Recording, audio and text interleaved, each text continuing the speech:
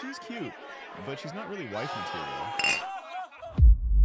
That was the moment I realized I was never the girl he planned to keep. I wasn't supposed to hear what he said that night. Ryan thought I was still in the bathroom, but the second I walked back toward the table, I heard him laughing with his friends at the bar. At first, I wasn't even paying attention until one of them asked him a question that made me stop completely. "So when are you finally going to marry her?" There was a short silence. Then Ryan laughed quietly, and that's when he said it. "She's cute, but she's not really wife material." The entire table laughed, like it was normal, like they had all talked about it before. For a second, I genuinely thought maybe I heard him wrong, because Ryan and I had been together for almost 3 years. 3 years of birthdays, vacations, late night phone calls, 3 years of him telling me he loved me, and somehow, I still wasn't the girl he saw a future with. I stood there frozen behind the crowd, listening to them continue the conversation like my entire relationship had just become a joke. One of his friends laughed and asked, "Then why are you still with her?"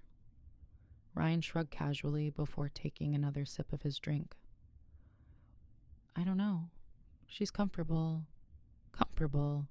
That word hurt even more than the first one, because suddenly I realized I wasn't his dream girl. I was just the girl who happened to be there. I didn't say anything that night. I didn't cry, didn't confront him, didn't make a scene.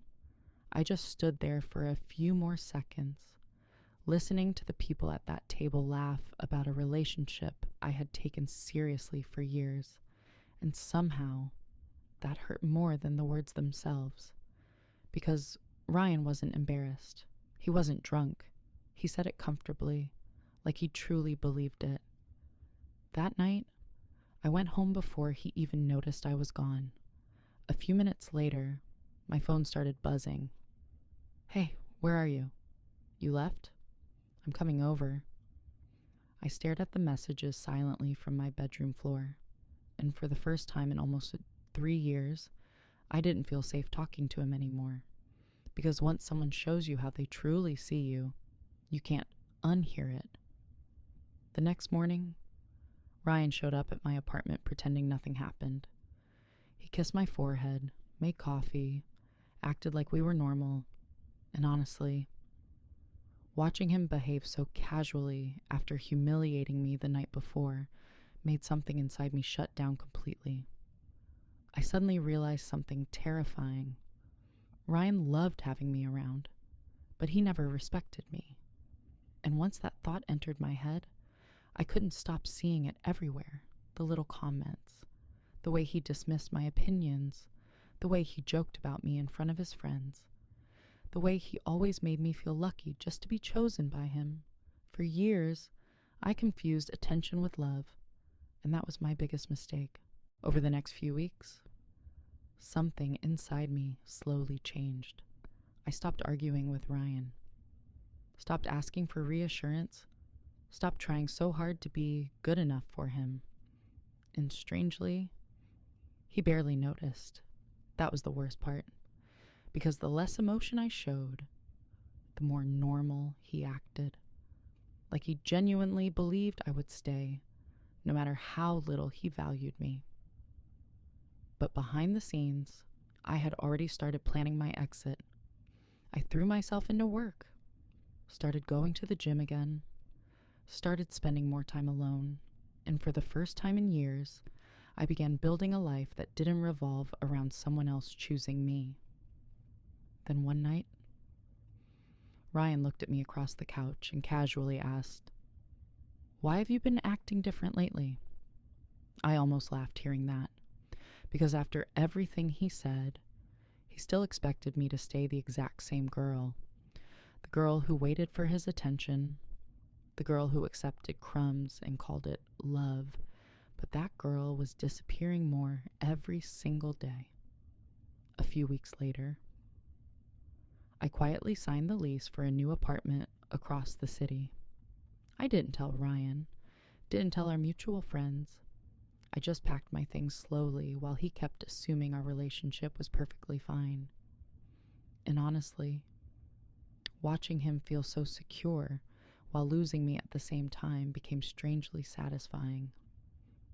Because for the first time in our relationship, I finally understood my own value. And once that happened, leaving him stopped feeling painful. It started feeling necessary. The day I left Ryan, he still thought we were fine. That morning, he kissed me goodbye before work like nothing had changed. And for a second, I almost felt sorry for him, because he had no idea the version of me who once loved him unconditionally was already gone. By the time he came home that evening, the apartment looked different. Half the shelves were empty, my clothes were gone, the framed photos we took together had disappeared, and sitting on the kitchen counter was my apartment key. Ryan called me almost immediately, again and again and again, but I ignored every single call. A few minutes later, the texts started coming. Please tell me this is a joke. Can we talk? I didn't mean what I said. But the truth was, it didn't matter anymore, because people always say they didn't mean it once they realize they're losing access to you. That night, for the first time in years, I slept peacefully. No anxiety, no overthinking, no wondering whether I was enough for someone. Months later, Ryan still tried reaching out. Mutual friends told me he regretted everything, that he talked about me constantly, that he never expected me to actually leave. And honestly, that was the most satisfying part, because the girl he thought would always stay was the one person he could never get back. And somewhere along the way, I stopped caring whether I was wife material for him, because I finally became the kind of woman who no longer needed anyone else to decide her value.